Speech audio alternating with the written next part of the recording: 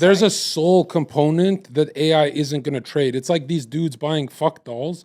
They still want a woman. I just want Right? They still want a woman. Yes. Or But you some think you might get hooked on the fuck doll. you think they check out of society and just stay with the doll? Some. John and I agree. Yeah, and there are totally some people who do that. They're called gooners. Well, Gooners? I love gooners. I love my gooner fans. I love them too. I didn't know about them until now, but Yeah, they're generally people who just commit their life to jacking off as much as possible. They're so awesome. And They're from you Columbine. really think this is awesome? It sounds like a sickness. Yeah, they're from Here's the thing. Columbine, bro. Those guys are sick in the fucking head. No. But here's the thing: they're really sweet and they're really cool.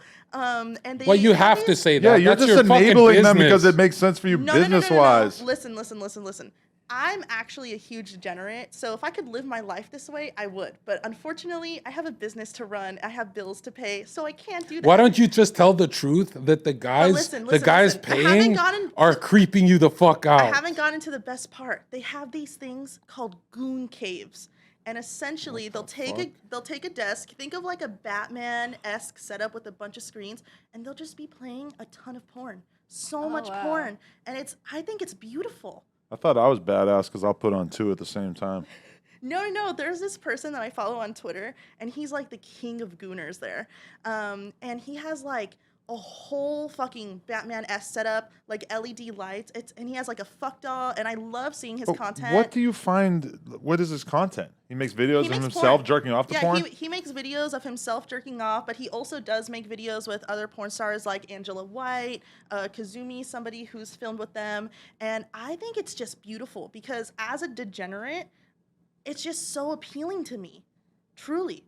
I feel for the guys who are addicted to beating off because I always hear about how you're going to get addicted to porn. And I'm somebody who the stuff I'm beating off to right now is like literally the exact same thing I was beating off to when I was like 19. So I'm glad that I didn't get radicalized in some way because when There's I hear no about way. that, one day you're beating off to regular porn, the next day you're beating off to a dog. I don't understand how you go through that process, but I've heard about Adam, it happening to people. You're saying since you were a kid, you stayed on just the homepage. That's so hard to believe.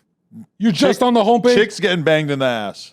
That's And, like how far maybe you- like threesomes and stuff is like the most extreme stuff I've ever wanted to watch in porn. You're just an anal guy? And I don't even really like I like it in real life, but I don't like go out of my way like, babe, we got to do anal tonight. You know, No, I like, get But that. then when I go to watch porn, usually I would rather watch a chick do anal. It just feels a little bit more real.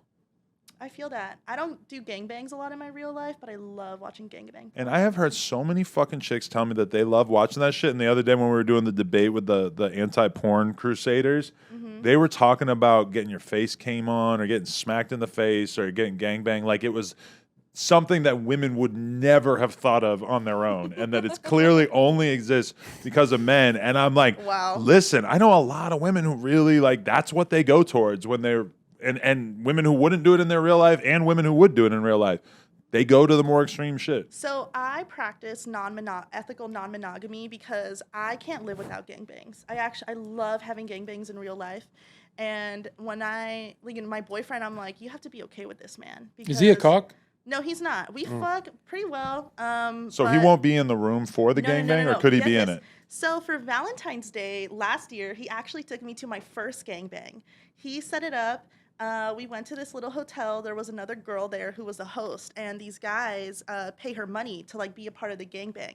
I fucked 27 guys that day, and it was so beautiful. And it What was the also- fuck? But the best part was that it was also Super Bowl Sunday, and I don't give a fuck about football, but I'll never forget that the Rams won last year's Super Bowl The because irony. there was Well, you were getting rammed. there was one guy behind me, another guy in front of me, and one guy on the side. Now And that's a halftime show. They won, and the guy behind me was like, "Yeah, the Rams won," and I was like, "I guess the Rams won." Like it was so fun.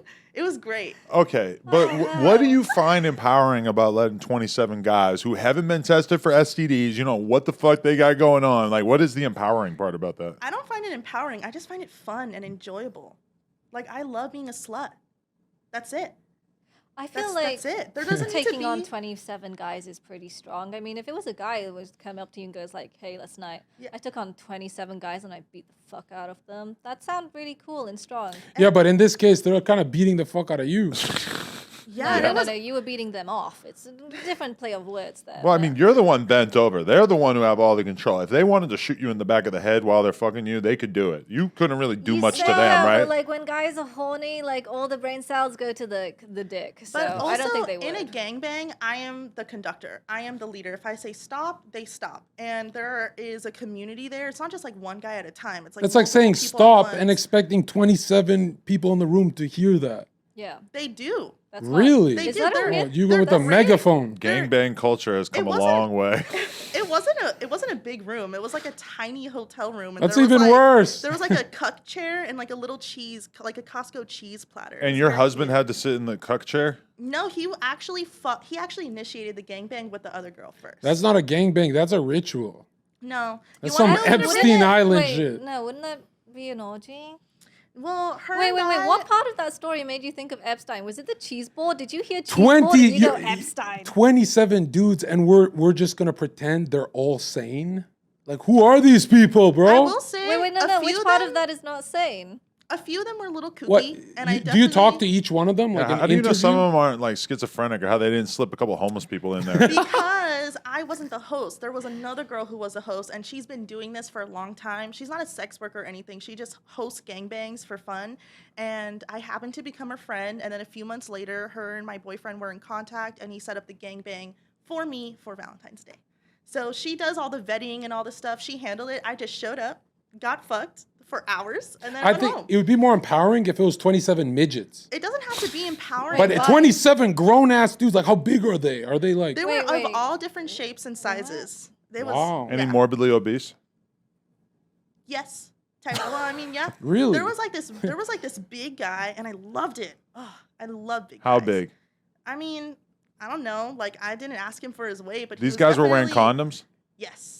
Are you sure? Yes, I'm sure. Because if I was a shisty guy with HIV, I might want to get in that gangbang line and made then them yoink all- the fucking rubber off and infect you. Well, here's the thing. Other men in that That's room. kind of a sick thought. Not Adam. me, but No, like no, I'm I saying mean, it's a like, you real just- risk, right? No, because that's what the vetting process is like. Jesus Exactly.